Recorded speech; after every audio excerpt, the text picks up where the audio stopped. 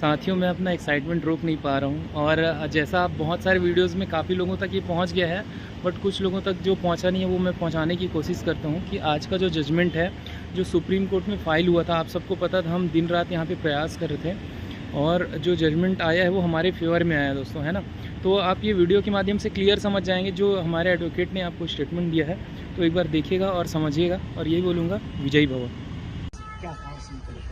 Actually आज 29 अगस्त 2023 को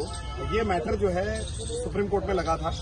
ये जो इशू है, ये जितने भी छत्तीसगढ़ में जो बीएड स्टूडेंट का ये जजमेंट आया था सुप्रीम कोर्ट का 2023 में अभी जजमेंट जो आया है,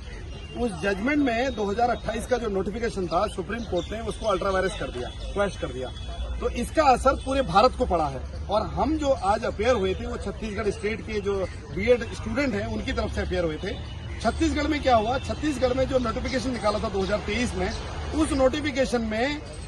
कुछ लोगों ने वो हाई कोर्ट में चैलेंज किया था कि बीएड स्टूडेंट को काउंसलिंग में आप मत बैठाइए, काउंसलिंग में अलाउ मत करिए। तो हाई कोर्ट ने बीएड स्टूडेंट को काउंसलिंग से अलग कर दिया, हटा दिया काउंसलिंग से, और जिसके अगेंस्ट में हमारे जो स्टूडेंट थे, बीएड स्टूडेंट जिनकी तरफ से मैं आज कोर्ट में अपेयर हुआ, वो लोग उसमें पार्टी नहीं थे। तो इस केस में हमने permission to file SLP supreme court में फाइल किया और ये मैटर कल हमने बहुत मुश्किल से कल इसको फाइल किया और आज वो मेंशनिंग करके लगवाया। इसको आज मैटर लगा था आइटम नंबर 54 और कोर्ट ने सारी चीजें ऑब्जर्व करी। हमारा ये आर्गुमेंट भी, हमने ये मेंशन भी किया कि जब एक व्यक्ति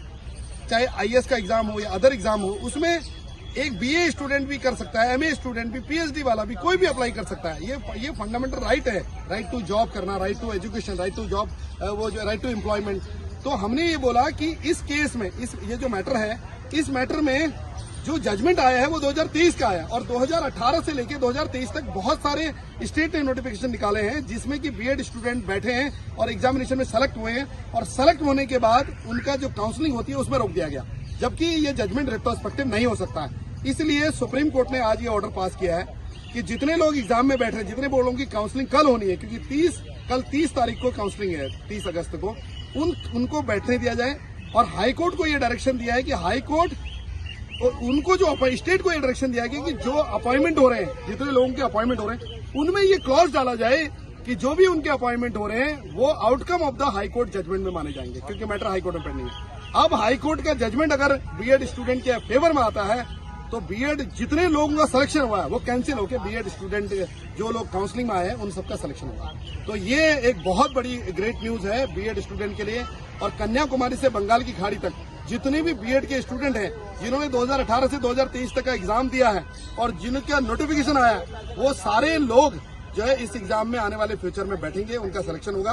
क्योंकि रेट्रोस्पेक्टिव इफेक्ट नहीं हो सकता। और ये मैटर जो जजमेंट है ये गलत जजमेंट है, इसको रिफर किया जाए 3 जज बेंच को या 5 जज बेंच को, ये भी हमारी प्रेयर थी। और फाइनली ये मैटर इश्यू नोटिस हो गया है और हाई कोर्ट डिसाइड करेगी इसको, और जो अपॉइंटमेंट होगा उसमें ये क्लॉज डाल दिया जाएगा कि आपका अपॉइंटमेंट जो किया जा रहा है वो अपॉइंटमेंट एक टेम्पररी अपॉइंटमेंट किया जा रहा है जब तक कि हाई कोर्ट का जजमेंट नहीं आ जाता। और ऑलरेडी जो हमारे स्टूडेंट हम क्योंकि पिटिशनर थे नहीं, वहां रिस्पोंडेंट नहीं थे, तो हमें स्टेट को